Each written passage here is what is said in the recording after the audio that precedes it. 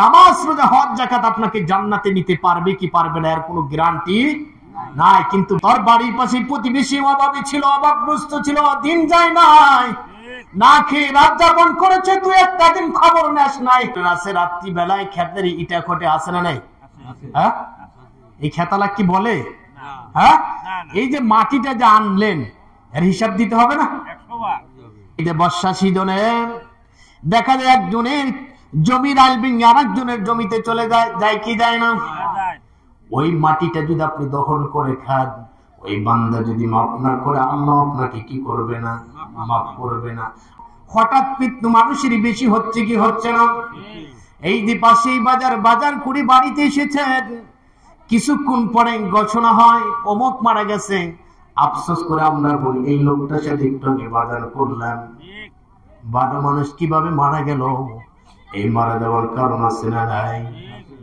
কিন্তু হঠাৎ মৃত্যু থেকে অনেক মানুষ মনে থাকে হুট করে মরে যাওয়াই তো ভালো, ঘরে পড়ে থাকে নাই, কোনো অসুখ বিসুখ নাই, এই ধরনের মৃত্যুই তো ভালো। কিন্তু আবার আপনার হাবিব বলেছেন হঠাৎ মৃত্যু থেকে আল্লাহ তাআলার কাছে সব সময় আবার রাসূল পানা চেয়েছে। কি চেয়েছেন? পানা চেয়েছেন যে আল্লাহ হঠাৎ মৃত্যু আমাকে দিয়েন না। এর কারণ আছে না নাই? সাহাবীরা বলেন ইয়া রাসূলুল্লাহ, ইয়া হাবিবাল্লাহ, হঠাৎ মৃত্যুই তো ভালো। একজন মানুষ হঠাৎ করে মারা গেল, ঘরে পড়ে থাকলো না, তার কোনো অসুখ বিসুখ হলো না, মানুষের কষ্ট কম হলো। কিন্তু রাসূল বললেন না, একজন মানুষ যদি হঠাৎ মরে যায়, একটা হলো হাক্কুল্লাহ, আল্লাহর হক। আবার আপনার উপর নামাজ ফরজ করেছেন কে? নামাজ পড়েন নাই, মাফ করতে পারেন কি পারেন না? হজ করা আপনার সামর্থ্য ছিল, করেন নাই, মাফ করতে পারেন কি পারেন না? যাকাত আপনার উপর ফরজ ছিল কিন্তু দেন নাই, কিন্তু আল্লাহ মাফ করতে পারেন কি পারেন না? কিন্তু হাক্কুল ইবাদ আর একটা হলো বান্দার হক, এটা যদি বান্দা না মাফ করে আল্লাহ আপনাকে মাফ করবে না। এই যে বর্ষা সিজনে দেখা যায় একজনের জমির আলবিং আর একজনের জমিতে চলে যায় কি যায় না? ওই মাটিটা যদি আপনি দখল করে খান, ওই বান্দা যদি মাফ না করে আল্লাহ আপনাকে কি করবে না? মাফ করবে না। আবার আমাদের ভিতরে অনেকজনের আছে রাত্রি বেলায় খেতের ইটা খটে আসে না নাই? হ্যাঁ, এই খেতালা কি বলে? হ্যাঁ, এই যে মাটিটা যে আনলেন এর হিসাব দিতে হবে না? এগুলো হলো বান্দার হক। কিসের হক? বান্দা যদি মাফ না করে আল্লাহ আপনাকে কি করবে না? মাফ করবে না। এই কারণে রাসূল বললেন সাহাবীরা শোন, একটা হলো হাক্কুল ইবাদ, আল্লাহর হক। আল্লাহ হলো দয়াকারী, তিনি এতটা দয়াকারী, 99 ভাগ মহব্বতের ভিতরে আল্লাহ তাআলা একটা ভাগ মহব্বত সারা সৃষ্টির ভিতরে দিয়ে দিয়েছেন। সুবহানাল্লাহ বলেন। সুবহানাল্লাহ। হাদিস শরীফের ভিতরে সেই ওই একটা ভাগকে আবার 100 ভাগ করা হয়েছে। কয় ভাগ? কথা বলেন, ওই একটা ভাগকে আবার কয় ভাগ করা হয়েছে? 100 ভাগ। ওই 100 ভাগ করে 50 ভাগ দিয়েছে মুহাম্মদুর রাসূলুল্লাহ সাল্লাল্লাহু আলাইহি ওয়াসাল্লামকে। সুবহানাল্লাহ পড়েন। সুবহানাল্লাহ। এই কারণে রাসূল যতদিন পৃথিবীতে ছিলেন সব সময় উম্মতের কথা বলেছেন, এবং মরার পরেও কিয়ামতের দিন সেদিনও কার কথা বলবেন? উম্মতের কথা। এই কারণে সবার চাইতে ভালোবাসতে হবে কাকে? রাসূলকে। এর কারণ আছে না নাই? আমার মুসলমান ভাইরা, আমি সেদিকে যাচ্ছি না। এই কারণে রাসূল বললেন হাক্কুল ইবাদ আর হাক্কুল ইবাদ হলো বান্দার হক। যদি বান্দার হক কেউ নষ্ট করে আর ওনাকে যদি কিয়ামত পর্যন্ত হায়াত দেওয়া হয়, বান্দা যদি মাফ না করে আল্লাহ তাকে কি করবে না? মাফ করবে না। কথাগুলো কোন যুদ্ধে শোনেন আমার ভাইরা। এই কারণে রাসূল বললেন হঠাৎ মৃত্যুর চাইতে একজন মানুষ গড়ে পড়ে যদি 2 সপ্তাহ বা 1 মাস, 2 মাস বা 1 বছর যদি গড়ে পড়ে থাকে, ওই মানুষটা অসুস্থ হলে তার প্রতিবেশীর সাথে তার সম্পর্ক ভালো না, কিন্তু অসুস্থ হওয়ার কারণে ওই প্রতিবেশীটা যদি খারাপ হয়, অসুস্থ ব্যক্তি যদি তার সন্তানদেরকে বলে অমুকের সাথে আমার বাজে খোঁজ আছে, কখন যে মারা যায় বলা যায় না, ওই ব্যক্তিকে ডেকে নিয়ে আসো, আমি তার কাছ থেকে মাপ নেব। ওই ব্যক্তিকে ডেকে আর এখনো যদি মাপ চায়, মাপ করবে কি করবে না? কারণ তারও অবস্থা এরকম হতে পারে কি পারে না। এই কারণ রাসূল বলেছেন মানুষের সাথে অন্যায় করেছ, অবিচার করেছো, সমাজে ক্ষমতার দাপট থাকার কারণে অন্যায়ভাবে গরিব মানুষকে মেরেছো, গরিবকে গরিব মনে করো নাই, মানুষকে মানুষ মনে করো নাই, অযথা গালি দিয়েছো, অযথা অন্যায় কথা বলেছো, কিন্তু তার কাছ থেকে মাপ নাও নাই। কিয়ামতের দিন এর হিসাব দিতে হবে কি হবে না? আবার মুসলমান ভাইরা, এই কারণ রাসূল বললেন হঠাৎ মৃত্যু থেকে আল্লাহর কাছে সব সময় পানা চাবা। কেন পানা চাবা? রাসূল বললেন, ও সাহাবীরা শোন, কিয়ামতের ময়দানে এমন এমন ব্যক্তিগুলো নামাজ, রোজা, হজ, যাকাত আরো ভালো ভালো আমল নিয়ে তারা কিয়ামতের ময়দানে উঠবে। সুবহানাল্লাহ। তারা দেখতে পাবে নামাজ, রোজা, হজ, যাকাত সবগুলোতে ভরপুর। তারা খুশিতে বাগবাগ, এমন খুশিতে আত্মহারা হয়ে যাবে যে আমাদের জান্নাত ঠেকায় কে? আমরা তো অবশ্যই জান্নাতে যাব, কারণ পৃথিবীতে থাকাকালীন আমরা নামাজ পড়েছি, রোজা করেছি, হজ করেছি, যাকাত দিয়েছি, আরো ভালো ভালো কাজ করেছি। অতএব আমাদের জান্নাত ঠেকাতে পারবে না কেউ। ওই ব্যক্তিগুলো জান্নাতে যাওয়ার জন্য রওনা হবেন। আল্লাহ তাআলা তখন ডাক দিয়ে বলবেন, ও বান্দা দাঁড়া, এই যে ব্যক্তিগুলো যেখানে দাঁড়িয়ে আছে তাদেরকে কি তুমি চিনতে পারছো? ওই ব্যক্তিগুলো দাঁড়িয়ে বলবে, হ্যাঁ তাদেরকে তো চিনতে পারছি, অমুক আমার প্রতিবেশী, অমুক আমার বাজারের দোকানদার। এইভাবে ওই লোকগুলো তাদেরকে চিনতে পারবে। তখন আল্লাহ তাআলা বলবেন, এই ব্যক্তিগুলো তোমাদের কাছে কিছু পাওনাদার আছে। সুবহানাল্লাহ। কিছু পায় তোমাদের কাছে, সেই জিনিসগুলো তাদেরকে দিয়ে তারপরে তোমরা কোথায় যাও? জান্নাতে যাও। কথাটা মনোযোগ দিয়ে শুনবেন। তখন ওই বান্দাগুলো বলবেন, না তাদের সাথে তো আমাদের কোনো লেনদেন নাই।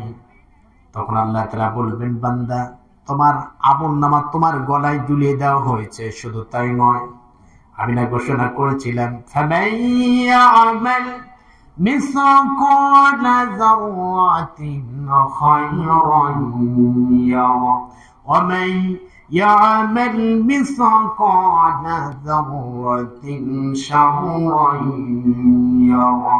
আল্লাহু আকবার। ও বান্দা, তুমি কি শোনো নাই? তোমার কাছে কি ঘোষণা যায় নাই?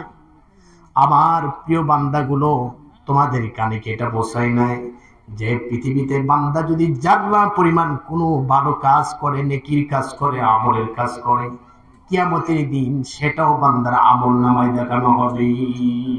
শুধু তাই নয়, বান্দা যদি যারা পরিমাণ অপরাধ কোনো কাজ করে, অন্যায় কাজ করে, পাপ কাজ করে, সেটাও কিয়ামতের দিন বান্দার আমল নামায় দেখানো হবে।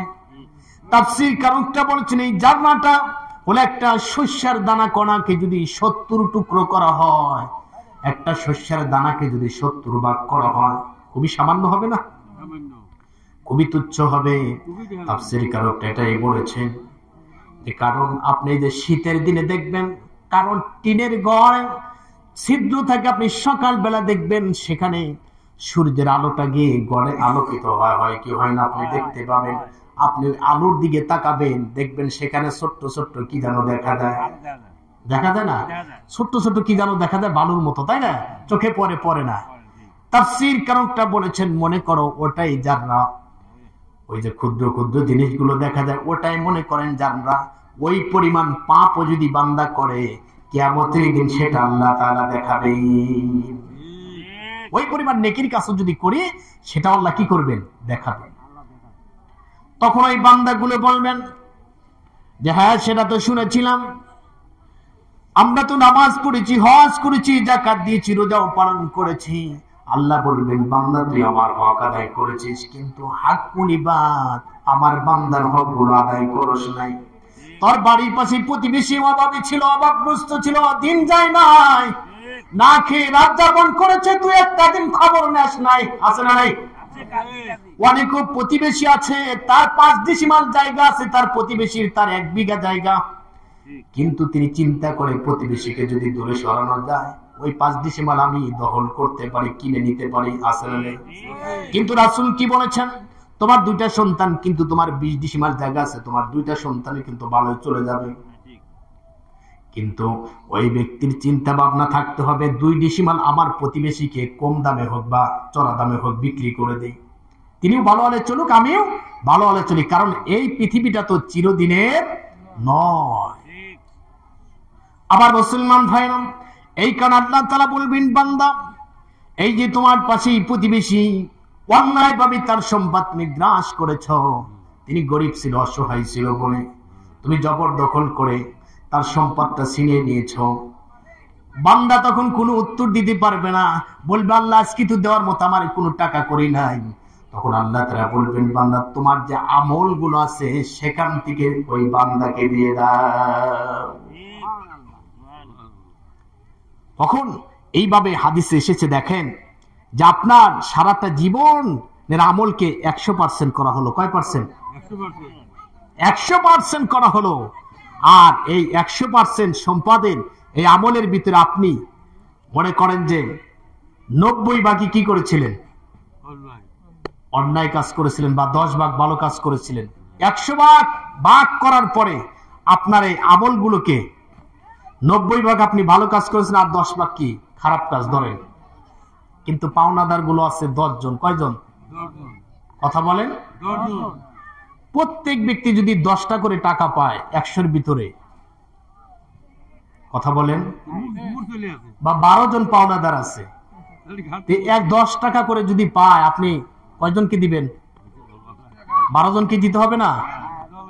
আপনার কাছে আছে 90 টাকা, আর 10টা তো আপনার খারাপ আমল। তা আপনি যখন 90, 9 10 90, 9 জনকে দিলেন, আরো 3 জন পাওনাদার আছে না নাই? কথা বলেন, আছে না নাই? ওই বান্দা প্রত্যেক পাওনাদারকে তার পাওনা পরিশোধ নেকির থেকে করে দিবে।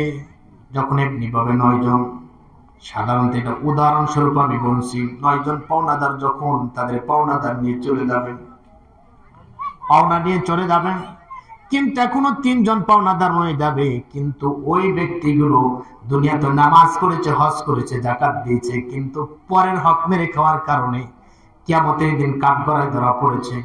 ওই ব্যক্তিগুলো আল্লাহ কি বলবে? আল্লাহ আমার তো আর কোনো নেকি নাই, আমার তো আর কোনো সবির কাজ নাই, আমি তাহলে কিভাবে তাদের ঋণ পরিশোধ করব? আল্লাহ বলবেন, ওই বান্দাগুলোর যে অপরাধ আছে, ওই বান্দাগুলোর অপরাধ থেকে 10টা করে অপরাধ তোমার আমল নামায় চাপিয়ে দেওয়া হলো। নাউজুবিল্লাহ। লাস্ট পর্যায়ে দেখা যাবে তার 10টা গুনাহ ছিল, আরো 3 জনের 30টা গুনাহ এসে কি হবে? তাহলে কয়টা গুনাহ হলো?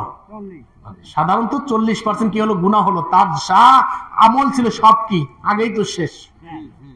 কিন্তু এই ব্যক্তিগুলো প্রথমে ছিল খুশিতে বাগবা যে জান্নাত আমাদের ঠেকায় কে, কিন্তু লাস্ট পর্যায়ে শুধুমাত্র বান্দার হক নষ্ট করার কারণে এই ব্যক্তিগুলো কিয়ামতের দিন লাস্ট পর্যায়ে জাহান্নামী হয়ে যাবে। এই কারণে চলতে হবে খুবই সাবধানে, মানুষের সাথে আচরণ করতে হবে কি ভালো।